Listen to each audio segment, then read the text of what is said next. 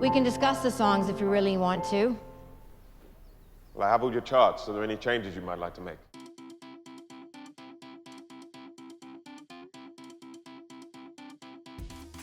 Number 10, Meryl Streep, Florence Foster Jenkins. Now, we all know that Meryl Streep had the chops to pull off ABBA, as she so clearly showed us in Mamma Mia. But opera is a whole other ballgame, and bad opera?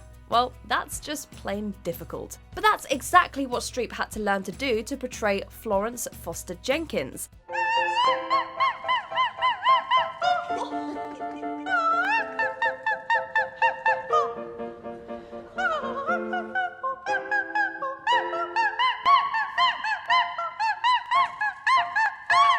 Jenkins was a New York socialite who loved singing, but wasn't all that good at it. In order to get the right delivery, Streep worked with a voice coach and learned how to sing opera like a well-meaning but poorly pitched heiress might. Raise the soft palate.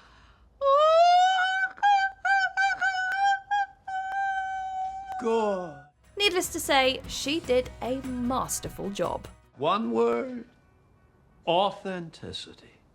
Maestro, do you think I'm ready for a concert? You'll never be more ready. Number 9, Jeff Bridges, Crazy Heart.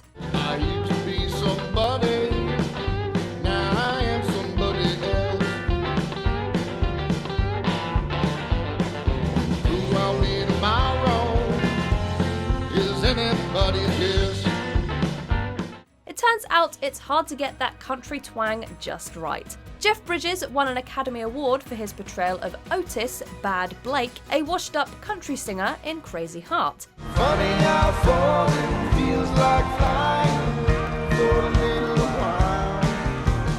He was apparently no stranger to music, but he did work with veteran vocal coach Roger Love to make sure his performance would be just right. According to Love, who apparently likes to host his classes over the phone, Bridges already had a good foundation for singing, but vocal exercises helped shore up his power and range, and the result was an award-winning performance for the books. There's a brand new angel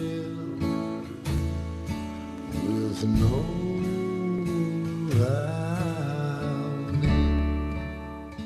Number 8, Tom Hiddleston, I Saw the Light. It's hard to bring an icon like Hank Williams to life, but we think Tom Hiddleston did a pretty good job in 2015's I Saw the Light. Hey, good looking, what you got cooking? How's about cooking something up with me?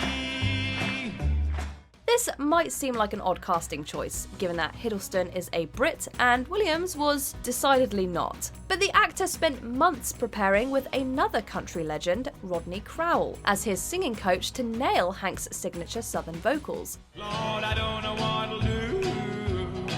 All I do is set aside. Oh Lord, that last long day.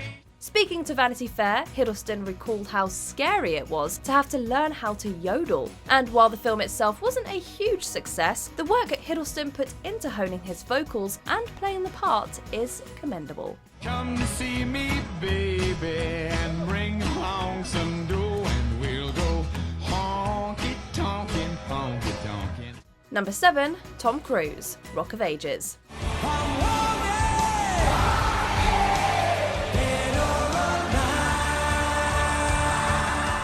If there's one thing we know about Tom Cruise, is that he doesn't do anything halfway. So it came as no surprise that the guy who jumps out of planes in his movies went all out when it was time to be a rock star. Looking like a track, like a video van.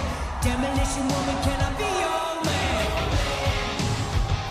For his role in Rock of Ages, Cruise reportedly trained for 5 hours a day for months to nail his character Stacey Jax's sound. Well, listening to him jam out on songs like Pour Some Sugar on Me and Wanted Dead or Alive, we think he pretty much nailed it. Do you take sugar?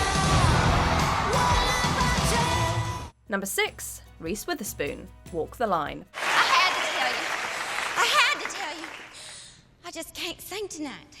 Remember vocal coach Roger Love? Well, Jeff Bridges isn't the only superstar he's helped when it comes to perfecting the country sound. In 2005's Walk the Line, both Reese Witherspoon and Joaquin Phoenix took vocal lessons to try and sound like June Carter and Johnny Cash. I'm not the one you want, babe. I'll only let you down. Phoenix sounds great, but we're mesmerised at how closely Witherspoon emulates Carter. Love was called in late in the game and was given approximately 3 weeks to prepare the stars for the studio. Still, they pulled it off. Witherspoon sung her way into an Academy Award, so clearly it all worked out for the best. Play the jukebox blues. Such a rhythm I never heard. I danced out both of my shoes. Number 5. Renée Zellweger. Judy. We've known that Renée Zellweger had mad singing chops ever since she blew us all away in Chicago. But it's one thing to be a good singer, it's a whole other thing to emulate one of the best vocalists ever. I'll try to apply myself and teach my heart how to sing.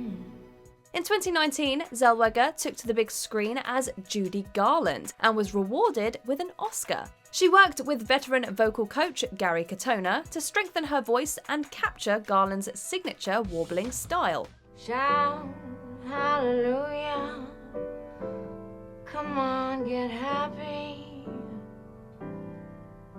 get ready for the judgment day. But the actress didn't want to simply copy the legendary singer. As Katona explained in an interview with Variety, she aimed to bring something of her own alchemy to it. Well, we think she nailed it. Where troubles melt like lemon drops, away above the chimney tops, that's where you'll find me. Number 4. Helena Bonham Carter. Sweeney Todd, the demon barber of Fleet Street.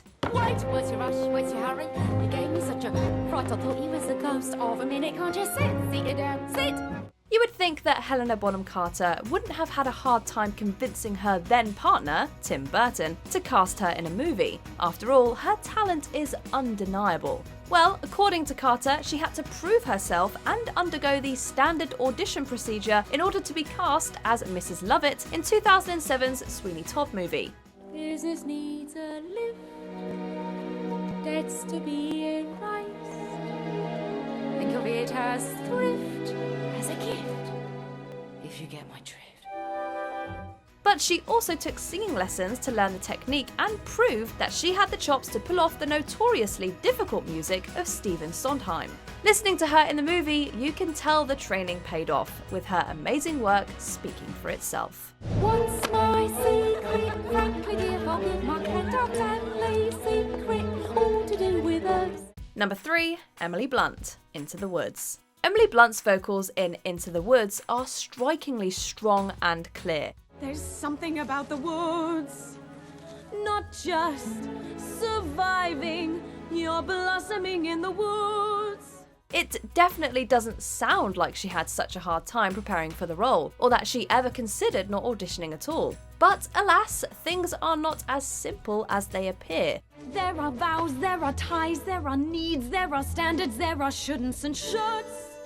According to Blunt, most of her singing prior to auditioning for the movie primarily took place in the shower. Thus, she underwent grueling months of singing lessons to be able to nail the part as well as she did. It may have been a steep learning curve, as the actress puts it, but you can't deny the talent you see and hear on screen. Now I understand, and it's time to leave the woods. Number 2. Bradley Cooper, A Star is Born. This, ladies and gentlemen, is what we call committing to the bit. When working on 2018's A Star is Born, Bradley Cooper put himself through the ringer to make sure his singing was up to snuff. It's time to testify. There's no room for lies, and everyone's waiting for you. Cooper Cooper took months of singing lessons to nail down the deep, smoky southern sound of Jackson, Maine. And get this, his vocal coach was none other than Roger Love. He also took piano and guitar lessons in order to keep everything authentic. Takes a lot to change a man, hell it takes a lot to try. Maybe it's time to let the old ways die. That might sound like a lot of work, but you have to remember he was going to be singing with Lady Gaga. We would take ourselves pretty seriously in his shoes too.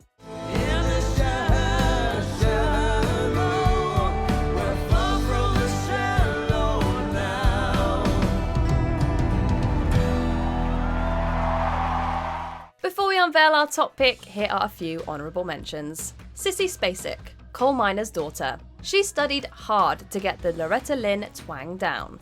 We were so happy, my heart was in a whirl, but now I'm a honky-tonk girl. Audrey Hepburn, My Fair Lady. Sometimes you put the work in and Marnie Nixon still dubs you. He's mainly in the plane. By George, he's got it. By George, he's got it. Number 1, Andrew Garfield. Tick, tick, boom. Before 2021, we all saw Garfield as a super talented actor, but no one thought of him as a singer. Still, Tick, Tick, Boom director Lin-Manuel Miranda could see him playing Rent creator Jonathan Larson in a musical after watching him in Angels in America. Time to refocus before they wrap it up. But he didn't know if he could sing. Now, the two share a mutual contact, Greg Miele, who lied and assured Miranda that Garfield was a wonderful singer, setting things in motion. I made a vow. I wonder now, am I cut out to spend my time this way? The actor ultimately got the part and engaged in vocal lessons for a full year. All that hard work more than paid off, as he earned luminous praise for his stellar performance. If we don't wake up and shake off the nation, we'll eat the dust of the world, wondering why.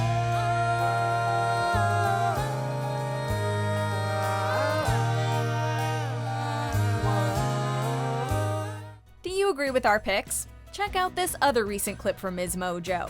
And be sure to subscribe and ring the bell to be notified about our latest videos.